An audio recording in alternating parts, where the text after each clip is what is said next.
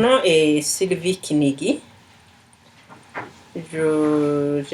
Ayant été première femme Premier ministre en Afrique à une époque particulière de mon pays lors de l'accès au système démocratique, je me dis que je suis parmi les femmes privilégiées qui peuvent être considérées comme des championnes en politique.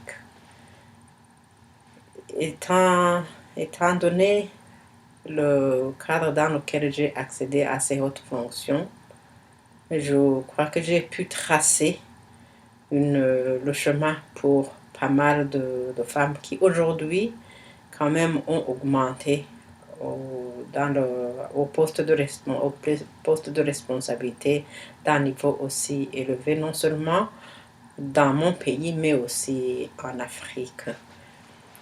Je suis aussi connue pour mes compétences et mon expérience de longue durée dans les domaines économiques, mais aussi là aussi à des postes à des niveaux très élevés.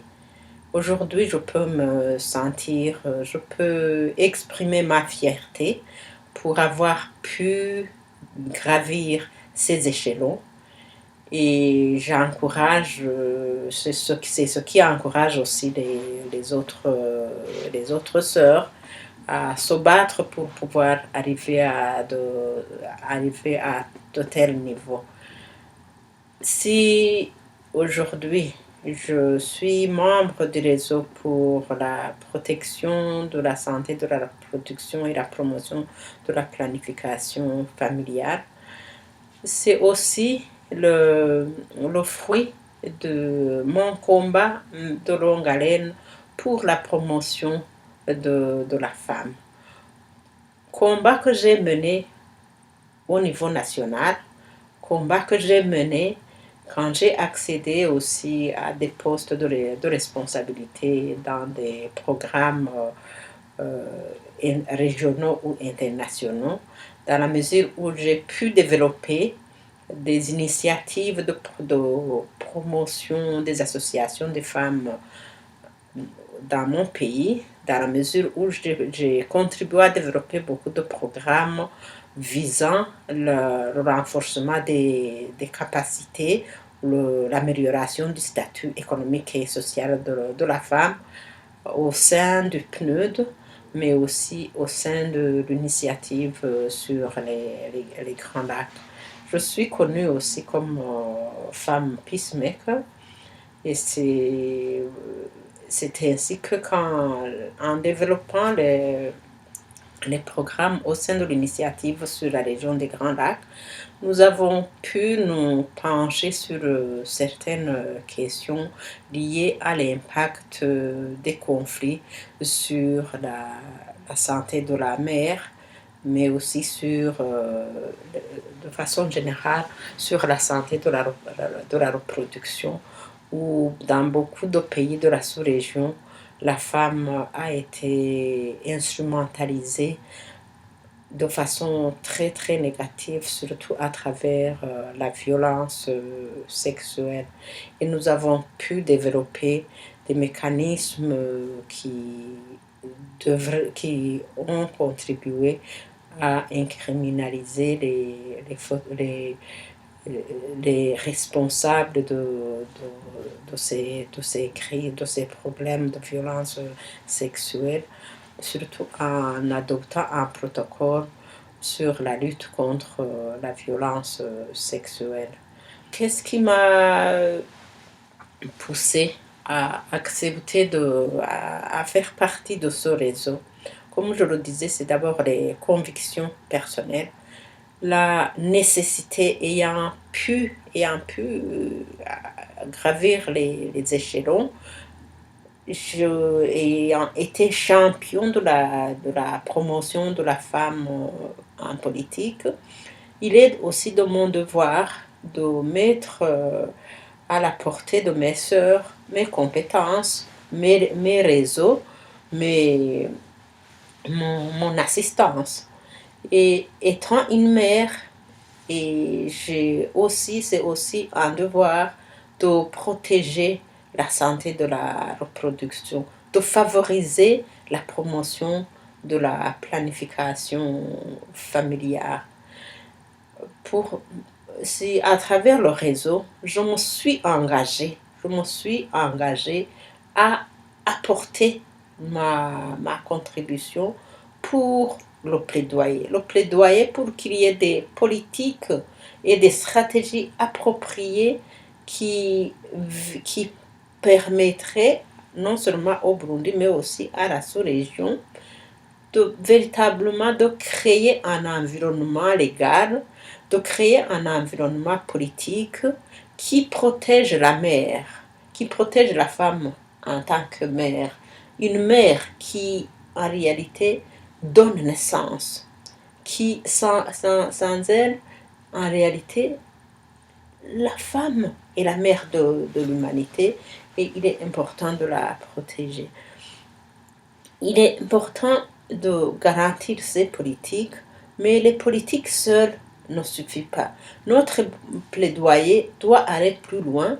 Au niveau national, il faut à tout prix que les gouvernements concrétisent leur engagement à travers l'allocation de ressources appropriées pour la santé de la reproduction, pour la planification familiale. Des ressources appropriées pour que la femme ait accès à des soins de santé de qualité, pour qu'elle puisse accéder à l'information qui doit lui permettre de planifier sa, comment dirais-je, les naissances.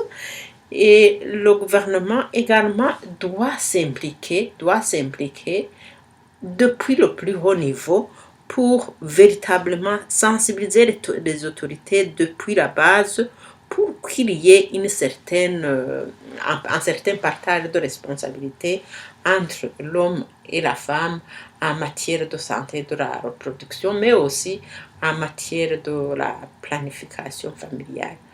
Cela est incontournable et ce sont des domaines tellement importants qui, sans la planification familiale, sans la protection de la santé de la reproduction, plusieurs objectifs du millénaire ne sauraient être atteints, notamment l'objectif relatif à la réduction de la pauvreté. Si on n'a pas de ressources appropriées à la planification familiale, si on n'a pas des ressources, on aura des difficultés à réellement atteindre, à réduire la pression démographique sur les ressources limitées de nos pays et ainsi réduire la pauvreté. Si on n'a pas de ressources appropriées pour la promotion de la santé de la reproduction, on ne sera pas en mesure de réduire la mortalité infantile. On aura des difficultés véritablement à protéger les jeunes mères. Voilà en quelques mots pourquoi personnellement je me suis engagée à faire partie de ce réseau. Qu'est-ce que nous avons pu réaliser jusqu'à présent à travers nos activités au niveau du pays? J'ai profité du processus de l'élaboration de la stratégie nationale de réduction de la pauvreté qu'on appelle PRSP pour encourager l'élaboration des stratégies claires, concrètes, visant la protection de la santé de la reproduction, visant la planification familiale. Sur cette base, si le gouvernement lui-même met en exergue cette dimension dans ses priorités, il encourage les partenaires aussi à considérer ces aspects dans leur cadre de coopération.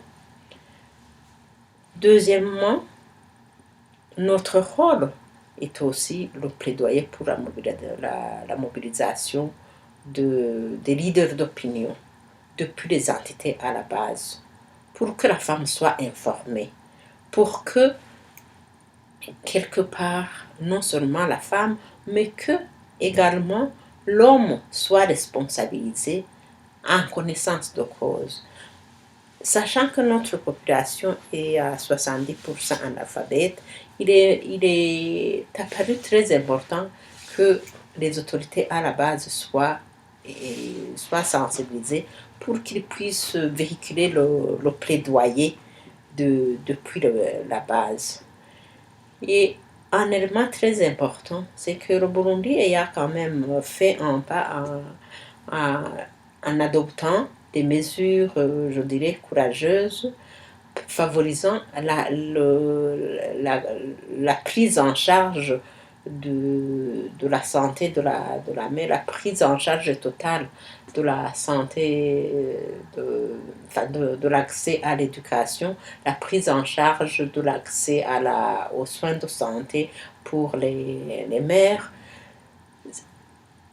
Le, la, il s'est avéré important d'accompagner cette politique par la sensibilisation des femmes pour qu'ils puissent être réceptifs, pour la sensibilisation des populations, pour qu'ils soient réceptifs aux politiques de planification familiale. Et il s'est avéré très important aussi de mobiliser les leaders religieux. Et en cela, nous pouvons apprécier et louer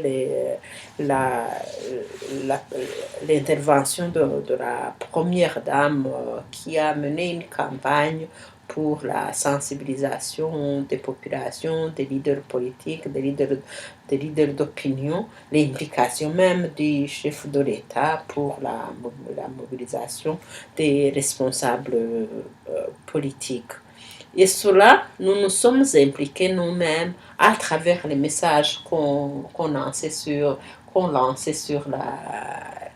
à travers les messages que nous avons lancés dans le cadre de nos activités de plaidoyer.